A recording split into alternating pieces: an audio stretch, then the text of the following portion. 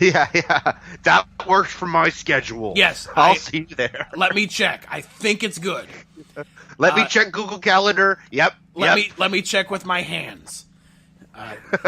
Can you get something on this day? I think.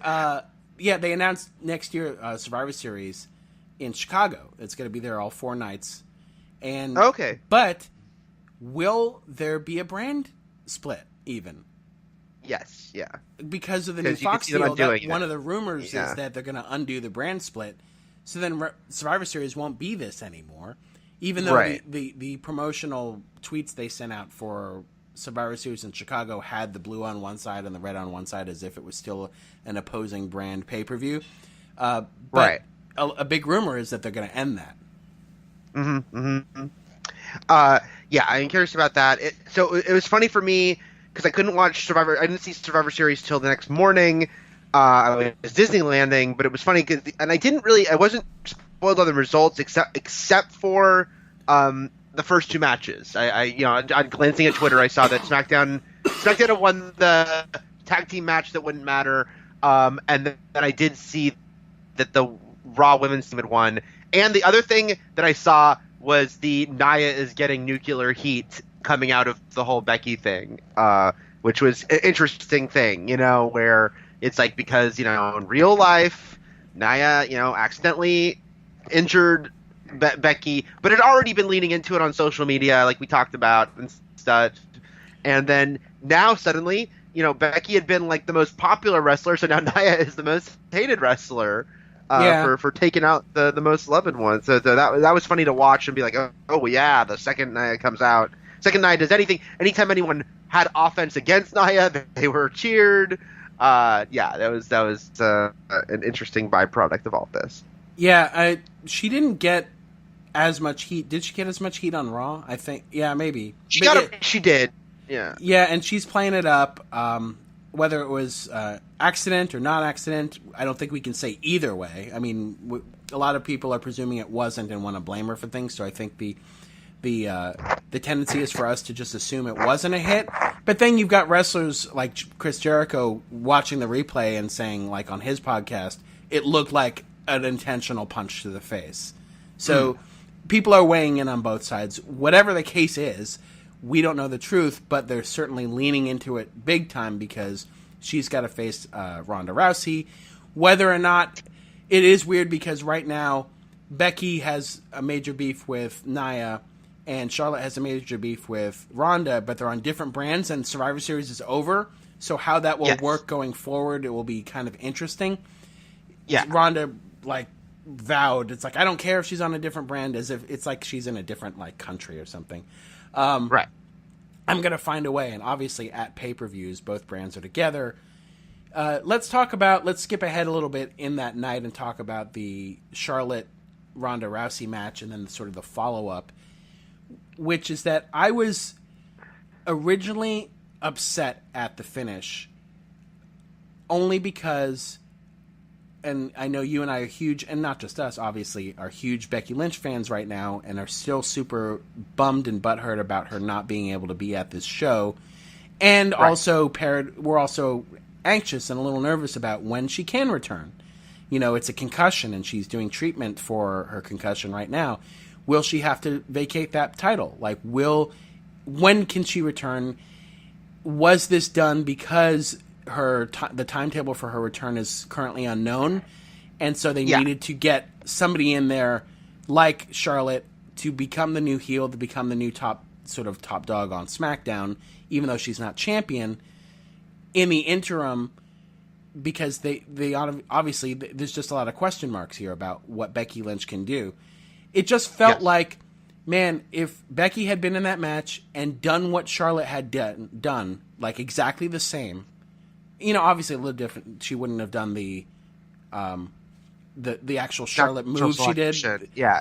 But just kicked the ever-loving shit out of Ronda Rousey in the ring and gotten herself disqualified.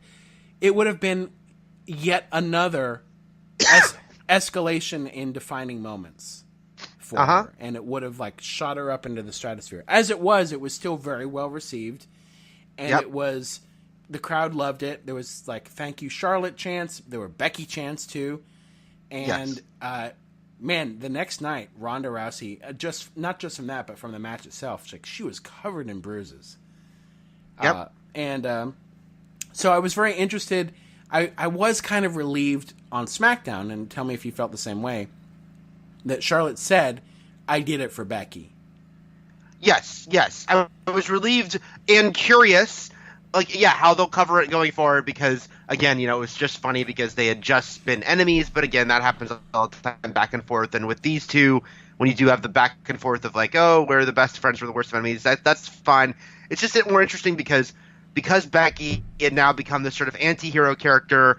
When she comes back, will she and Charlotte still be allies? How much will they lean into Charlotte as a true heel? Because, again, the crowd was cheering her and was, into her vicious attack on Ronda. It's a funny thing. We'll talk more about Daniel Bryan, but they kind of worked harder to truly heelize Bryan. But with Charlotte, it seemed like they're like, okay, we're not going to do what we tried for a second with Becky and failed, which is she's not going to turn on the audience, She's just going to be like, oh, I did this because I had to do it. I did it for Becky. I still always wonder about the Four Horsewomen versus Four Horsewomen thing, which will one day happen. And no matter what they do, the WWE NXT bred women will be the hero. It's like they will be the ones that the crowd will be for. Even if they're technically kind of the heels right now. Exactly, right? That's what I'm saying. Yeah. So even if they're the ones doing the dirty-handed things, they'll still be seen as a hero. So that's interesting, kind of thinking about that. But yeah, sure, you had said that night I read your, you did the live blog at IGN, and I agree. It seems like they're kind of, this would have been a similar finish with Becky, so that's kind of weird. But then yes, as long as she kept mentioned Becky, that helps. It's just going to be interesting when Becky comes back, how they frame it. Yeah, if the original horsewomen can evoke the actual original horsemen and be the cool heels, then they'll really have something special. You have the queen, you have the man, you have the boss, but Bayley doesn't have that cool the something. No. She's got to get something. They have time. They have to give her. She can't just be the hugger. It has to be a one syllable thing. So work on that, Bayley, is what I'm saying. So I was relieved. I'm still. It's very obvious they did not want to immediately make us think it was going to be Becky Lynch versus Ronda Rousey at WrestleMania, because right now Charlotte and Ronda Rousey have a much bigger feud going than Becky Lynch, and it could be a triple threat. It could wind up that way. Her stuff with Charlotte could wrap up before WrestleMania easily. Or they could just still stick with Charlotte versus Ronda Rousey, which is what they've been planning for almost a year anyway. So Becky Lynch could face Nia Jax. She could do something completely different. It's all up in the air right now. And it makes me nervous, and I don't like this feeling inside. Oh, but it makes me excited too, Matt. Yes, it's both. It's sort of half and half. That's where we live as wrestling fans constantly. In this, it's going to be terrible. No, but what if it's great? And then we sort of live in that area, and this sort of uncertainty is what keeps us going and keeps us enjoying wrestling. Daniel Bryan versus Brock Lesnar, I thought was a terrific match. Very much like last year's AJ Styles match, in the sense that he gets the tar beat out of him for 5 to 10 minutes, and it's very uncomfortable to watch. And then turns it on, and Brock sells for him and does a really good job, and it becomes a very exciting match. It was interesting because at this point, Daniel Bryan going in, very newly minted heel, but he was a heel and certainly acted like it at the beginning of the match. Yep. But, as soon as he started getting that offense, he was babyface. The crowd was behind him 100%.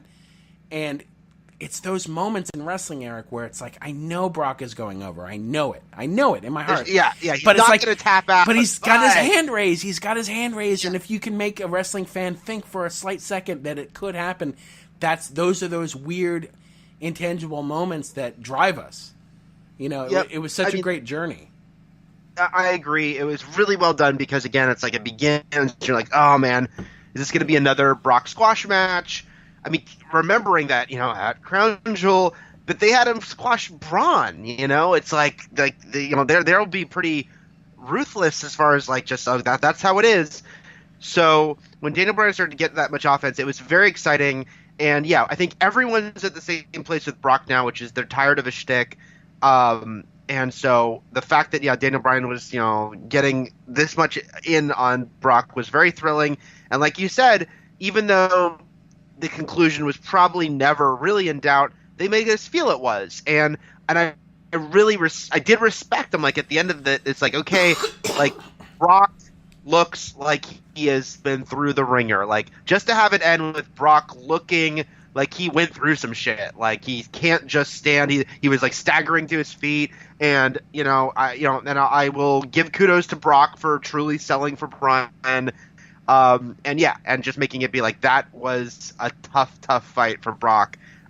That was cool given how many Brock matches are just boring one-sided affairs these days. And they worked really stiff, and Bryan left a boot print on Brock's cheek. Like you can see the actual circles from the bottom of Bryan's boot on sort of Brock Lesnar's red sweaty hot dog skin. So it was a fun match, and again, one of the things that also there were a lot of layers to it. It's like it played off our fears that everyone has about Daniel Bryan's concussion situation. Like, it's like if you can actively make us nervous about him taking those suplexes, we still are like, no, he shouldn't be doing any of this. Even though, like, anytime he's in the ring, there's invariably a moment where we're like, he shouldn't be doing this. And so the fact that is an undercurrent to every single part of a Daniel Bryan match in this day and age is very interesting. And then there was also the conspiracy theorists out there like, he's being punished for Crown Jewel. This is it. He's getting squashed. Yeah. And I was like, and I'm thinking, like, a part of me was like, yeah, he might be, because Brock went for that F5, and if he hadn't lifted him up on his own, he would have beaten him. Mm-hmm. But then the other half of me is like, would they end a pay-per-view like this? Maybe they would. They don't seem to care anymore, really. Right. So it was a lot of fun, and let's talk about evil Kurt Cobain, Daniel Bryan on SmackDown with a very, very good promo.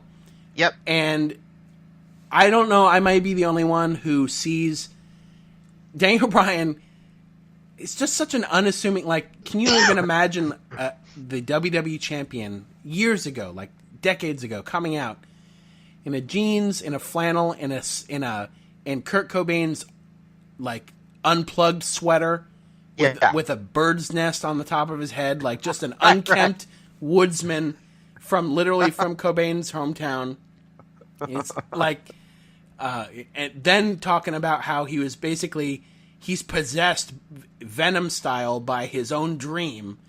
It's like he no longer has control of his faculties. The dream has taken over and is now controlling everything, whether he wants to break the rules or not. Or it's an Upgrade situation, which everyone go see Upgrade. It's the much better Venom movie. I did like Upgrade as well. Daniel Bryan, that was a very good promo. I had someone tweet me because I tweeted that I thought it was a very good, like, here's why I'm a heel now promo. And someone's like, oh, I wish it wasn't, another you turned on me to the crowd. But I'm like, yeah, I mean, but it's like, everyone says, like, there's no more new stories to tell, just new ways to tell them. So it's like, yeah, okay, yes, it was a variation on the, like, you didn't cheer me as much anymore. I could tell your heart wasn't in it. But the fact that it did go into this weird, like, because it was a twisted version of a face promo in that, like, live for your dreams, but it was like a crazy version of live for your dreams, like, well, he entered a hyperbaric chamber, Eric, and it changed him. It, like, fundamentally changed him. He came out. It sounded like he was going to say that he had, like, some super soldier thing happen when he was like, it changed me. But that was it. Gosh. It's like, it's the dream itself is sort of this sentient entity within him. Yes. That he had, he faltered. Daniel Bryan faltered. He became the guy who only cared about the cheers and was happy in the mid-card. But Eric, his dream would not let that happen. It was like an AI inside of him that, like, would drive him to do great and terrible things, in the name of success. And then basically, like Voldemort, great and but terrible. Yeah. Terrible. adding to this, Eric, is the fact that his match with